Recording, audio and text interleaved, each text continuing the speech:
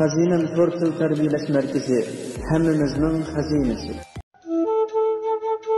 Bir kuni bir ichirqab ketgan bo'ra yemeklik izlab yurib, ehtiyotsizlikdan bir o'rakka tushib ketibdi. Qancha qilgan bo'lsa-mu, o'rakdan faqat chiqolmabdi. U aloqazada bo'lib, qutquzinglar deb to'lashga boshlabdi. Bu vaqtda bu yerdan o'tib ketayotgan qo'za bo'rining ovozini anglab, bu yerga yetib kelibdi. Qo'zini ko'rgan bo'ra to'limi bechora holatda. Meni qutqizib olgan oq ko'ngil qo'zichoq. Men bu yerda o'lib ketsam hech qisi yo'q, ammo uyda kichik bolalarim bor.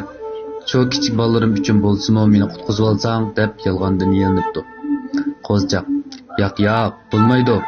Men seni qutqizib olsam, sen meni yeyotsan" debdi. Ilgari bo'ra darhalla: "Men senga va'da beray. Sen faqat meni qutqizib olsanglar, men senga hech qanday zaxm yetkazmayman" debdi. Oq ko'ngil qo'zichoq ilgari bo'rining gaplariga ishonib, bir dona arg'amchi tepib kelibdi. Va bir uchini o'zi tishlab, yana bir uchini azgalga tashlab, bo'rini tortib chiqarib olibdi. Bo'ra xatardan qutulgan hamon at ko'zlik bilan qo'zichoqqa itilibdi.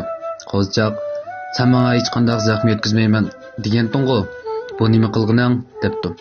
Tulki sati joygan holda: "Oq ko'ngil qo'zichoq, sen menga yordam qilding, mening jinimni qutqizib qolding. Hozir mening qo'ziqim bek ichib ketdi. Men cho'qim qo'risqimni ravus to'yg'izib, andan bolalarimni beqishim kerak.